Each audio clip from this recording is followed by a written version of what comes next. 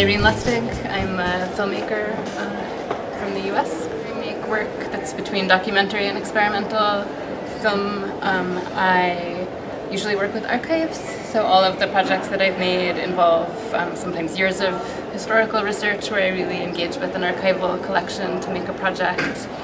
And I've made a number of works that are kind of archival projects. So the project that I'm here presenting is also an archival project, but instead of using a moving image archive, it works with a paper archive of letters that were sent to a feminist magazine in the United States between 1972 and 1980. And I'm using this archive to provoke performances all over the United States with strangers in order to create a kind of collective conversation about feminism in the 1970s and feminism today. How would you define interactive documentary? How do I define interactive documentary? I don't know. The project I'm making now actually I think will be both a film and an interactive project. And for me, I'm always less interested in technology as an idea, but I'm interested in what is the right tool or form for the project. And I think for every project, I make it differently with different tools and in a different way.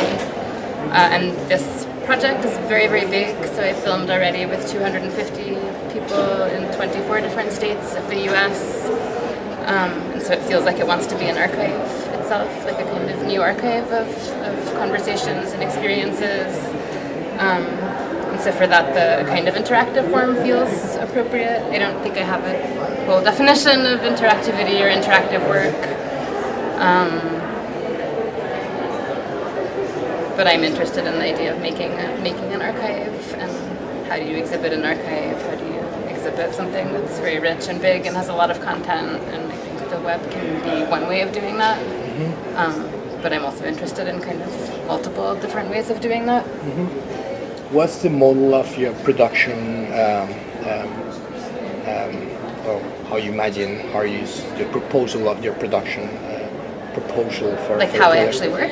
Yeah, or what is the model you have for your production model? It's very DIY. I don't know, is that a word that's used in Spanish? Also like, do it yourself? No.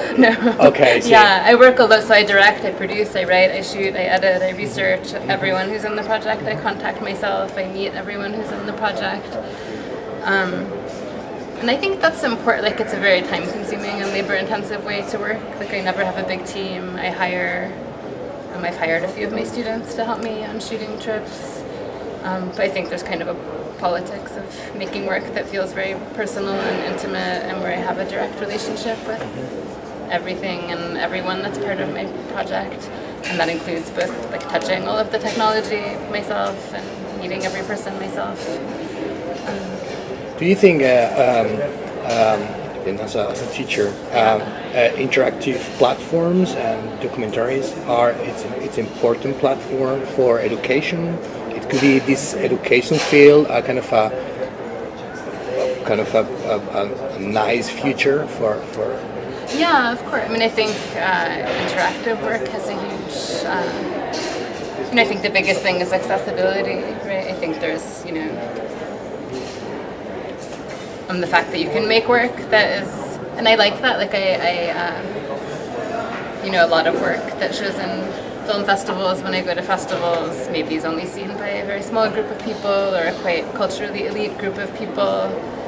And the internet is a very democratic space that's incredibly accessible. And I think, even as I made this project, I'm filming in big cities like New York, but also very, very small towns in the middle of nowhere that are totally different kind of very small communities. And I'm constantly thinking about who has access to what kind of media, what shapes people's ideas about things. And I think putting that conversation on the internet in a space that's extremely accessible, I like the idea of that. So. Do you have a particular favorite transmedia project, documentary? There's a lot of, there's a lot of work I don't like, I will say. There's a lot of work that feels very gimmicky to me, that's about, again, showing off like what a kind of technology can do. And I actually love work that's very simple, but where the form is like exactly appropriate and very thoughtful and in conversation with the content. So I can say two projects that I like. Actually, my colleague, so someone I work, Sharon Daniel, is someone that I work with who's an interactive documentary maker who makes, I think, beautiful and amazing projects. I think she's somewhere between an artist and a documentary producer. But her projects look actually quite graphically simple, but I think they're very smart in the way that they think about form and content together. And then maybe a more commercial recent project that I really liked is called the Whiteness Project. It's a project that was put out by POV maybe last year, and it's just a series of interviews with self-identified white Americans about their feelings about being white and what it means to be white. And again, it's a very simple project in how it looks, but I think it's totally effective and really strong. So.